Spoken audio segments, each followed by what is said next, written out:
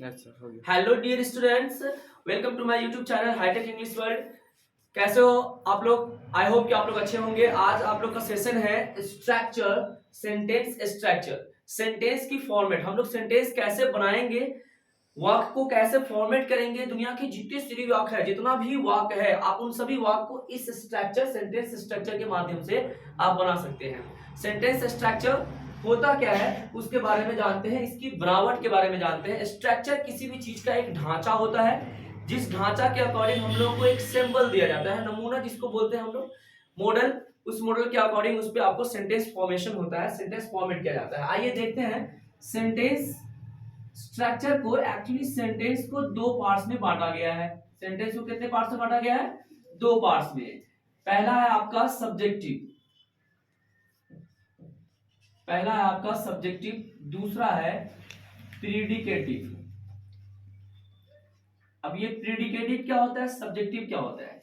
बिना सब्जेक्ट के कोई भी वाक्य बन ही नहीं सकता, सब्जेक्ट होगा ही। अगर आपको सेंटेंस कोई भी बनाना है तो उस सेंटेंस में सब्जेक्ट का होना लाजमी है। सब्जेक्ट बहुत ही जरूरी है, बिना सब्जेक्ट के कोई वाक्य नहीं होता है। चाहे आप सब्जेक्ट कौन होता है? सब्जेक्ट बोलते हैं कर्ता को। सब्जेक्ट किसको बोलते हैं?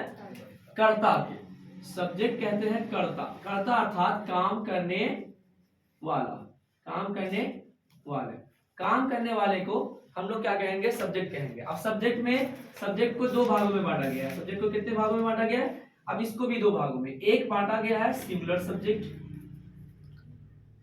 और एक बांटा गया है आपका प्लूरल सब्जेक्ट। सिंगुलर प्लूरल में तो दिक्कत होगी नहीं आप लोग को। सिंगुलर एक वचन, प्लूरल बहुवचन। सिंगुलर सब्जेक्ट जैसे आई, ही, सी, इट, सिंगल नेम, दिस भी आप लिख सकते हैं इसमें, दैट भी लिख सकते हैं, देयर भी लिख ही सकते हैं। उसके बाद प्लूरल सब्जेक्ट की बात करेंगे तो प्लूरल सब्जेक्ट में you, they, we, plural noun these and those, ये आपका सब्जेक्ट है। अब प्रेडिकेटिव पार्ट्स जो होता है, सब्जेक्टिव वाक्य के सब्जेक्टिव पार्ट्स अलग और प्रेडिकेटिव पार्ट्स जो होता है, प्रेडिकेटिव पार्ट्स पूरा अलग होता है। तो प्रेडिकेटिव पार्ट में कौन कौन सी चीज शामिल होंगे? सबसे पहले आपका आएगा हेल्पिंग वर्ब, हेल्पिंग वर्ब। उसके बाद आपको आएगा वर्ब, उसके बाद अदर वर्ड, लास्ट में होता है टाइम, लास्ट में टाइम। टाइम अगर वाक्य में रहे, टाइम हमेशा किसी भी वाक्य के लास्ट में ही लिखा जाता है। अब हेल्पिंग वर्ब क्या है, वर्ब क्या है? इस वर्ब का मतलब मेन वर्ब, इस वर्ब को हम लोग मेन वर्ब मान सकते हैं। मेन वर्ब का हिंदी आपका मुख्य क्रिया और हेल्पिंग वर्ब का हो जाएगा सहायक क्रिया। हेल्पिंग वर्ब का सहायक क्रिया। सहायक क्रिया वो है जो मेन वर्ब की सहायता करता है, यानी मुख्य क्रिया की सहायता ये करता है। अब सहायक क्रिया ये होता कितना है? 24। क्या होता है? 24।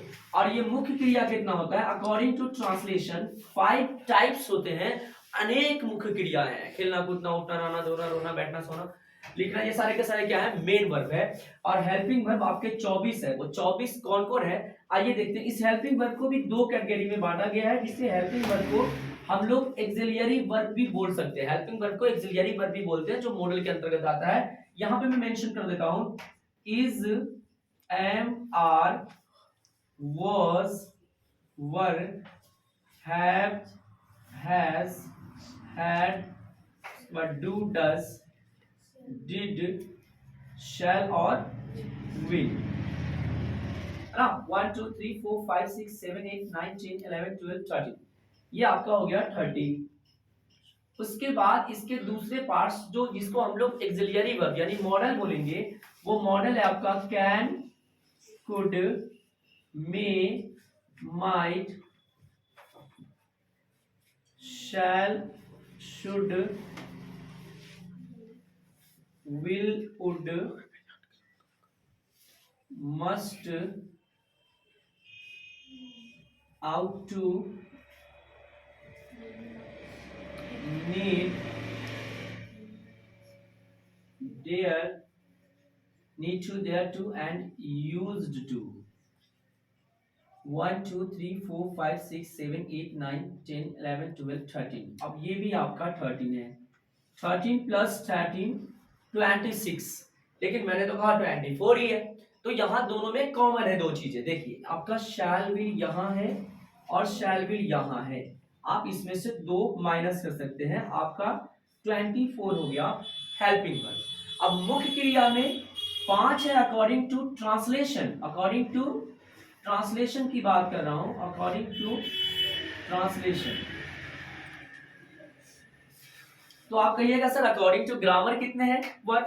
तो अकॉर्डिंग टू ग्रामर दो ही वर्ब है, एक हेल्पिंग वर्ब और एक मेन वर्ब। अब मेन वर्ब के आगे अगर वर्ब की नेक्स्ट क्लासेस में बताएंगे, वर्ब को एक्सप्लेन करके बताएंगे, वहां पे वर्ब के बारे में। वर्ब मेन वर्ब की भी दो प्रकार होती है, ट्रांजिटिव, इंट्रांजिटिव, उस सब के बारे में आगे बात करेंगे हम लोग।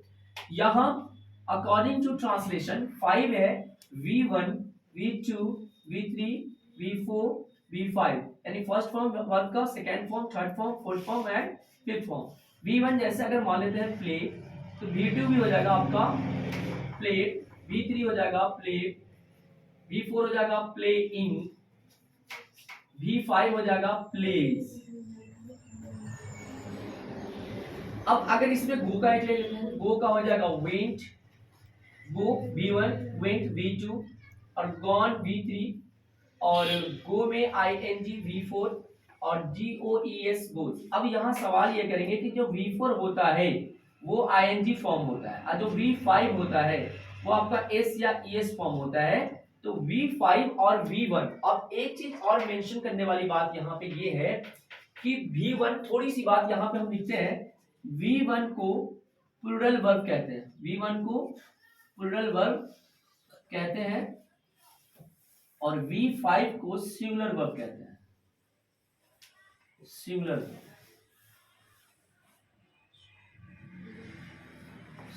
वर्ब कहते हैं।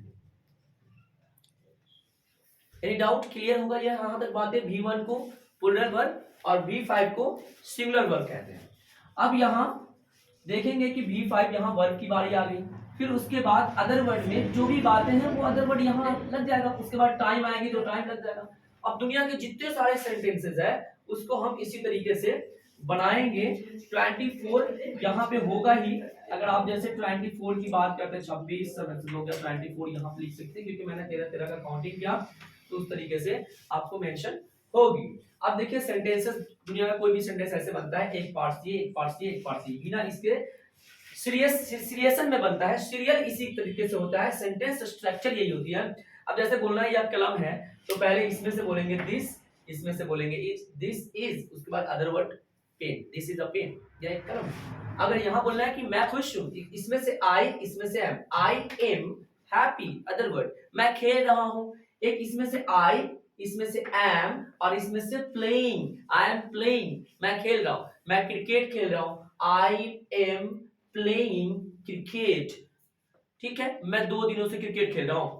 आई have been playing cricket for 2 days. अब टेंस के बारे में हम लोग समझेंगे, यहां तक यही था सेंटेंस का स्ट्रक्चर। दुनिया का कोई भी सेंटेंस आपका इसी से बनता है। मिलते हैं नेक्स्ट वीडियो के साथ, टेंस स्टार्ट होगी, तब तक के लिए have a nice day, good day, take care, bye bye.